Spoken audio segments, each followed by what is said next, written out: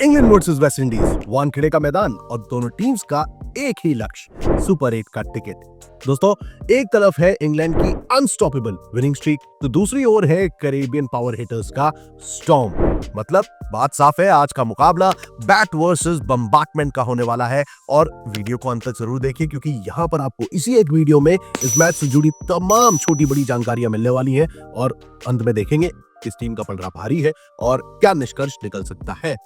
तो दोस्तों, आज शाम 7 बजे वानखेड़े की पिच एक बार फिर रेडी है हाई वोल्टेज बैटल के लिए। इंग्लैंड और वेस्ट इंडीज दोनों ही टीम्स ने अपना पहला ओपनिंग मैच जीत लिया है और अब इस मोमेंटम को आगे बढ़ाना चाहेंगी।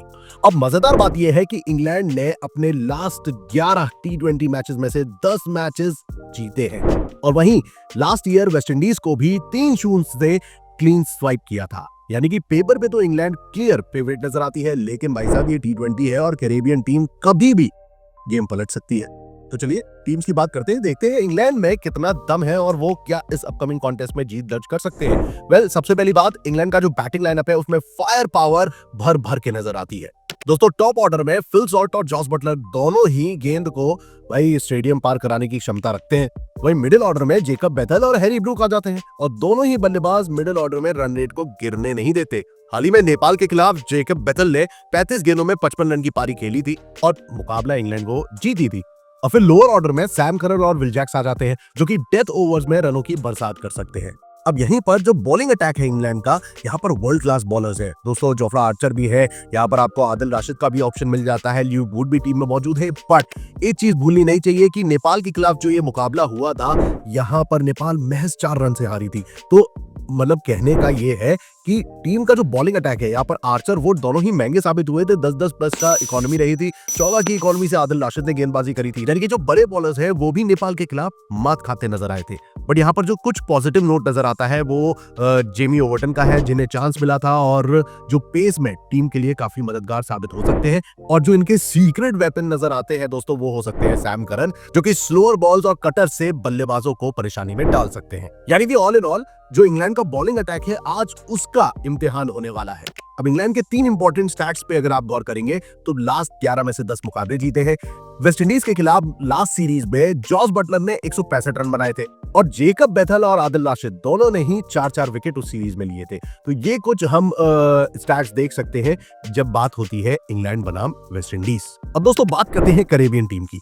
Waste Indies equal to power hitters. यहाँ पर शे हुक जो है वो एंकर का रोल प्ले करते हुए नजर आ सकते हैं। कंसिस्टेंटली वो रन बना रहे हैं। ब्रेंडन किंग की जब हम बात करते हैं तो रिसेंटली वो एक एक्सप्लोसिव अंदाज में भी नजर आए हैं। तो ये दोनों बल्लेबाजों को आप टॉप ऑर्डर में रन स्कोर करते देख सकते हैं। और मिडिल ऑर्डर में दोस्तों Shimron Hetmyer, Rovman Powell, Sherfane Rutherford जैसे खिलाड़ी हैं जो कि बाउंड्री मशीन्स हैं और मिडिल ऑर्डर में ये तबाही बचा सकते हैं। हेटमायर की अगर हम बात करें तो स्कॉटलैंड के खिलाफ इन्होंने 64 रन की पारी खेली थी, 36 गेंदों में रन बनाए थे। और यहीं पर रोमारियो शेफर्ड, जेसन होल्डर जैसे खिलाड़ी लोअर ऑर्डर में आकर भी छक्के चौवों की बरसात कर सकते हैं।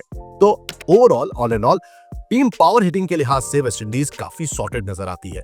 और गेंदबाजों पर भी गौर कर लीजिए, शमार जोसेफ आपको यहाँ पर मिल जाएंगे, रोमारियो शेफर्ड है भाई एक एज एन ऑलराउंडर।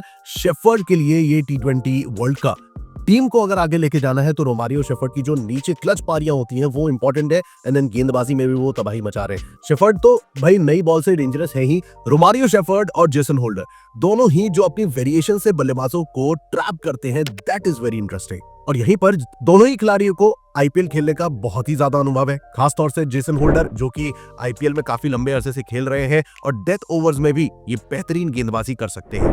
यहाँ पर दोस्तों अगर इंग्लैंड को पकड़ा जा सकता है, उन्हें शिकंजे में लाया जा सकता है, तो वो है वेस्ट इंडीज का स्पिन अटैक, क्योंकि यहाँ पर आपको अकील हुसैन मिल जाएंगे, गुरकेश मोती मिलेंगे और ये दोनों ही गेंदबाज वानखेड़े के मैदान पे अगर पिच से थोड़ी मदद मिल जाती है तो डेफिनेटली इंग्लैंड को शिकंजे में कर सकते हैं। अब वेस्ट इंडीज के भी 3 मोस्ट इंपॉर्टेंट स्टैट्स देख लीजिए।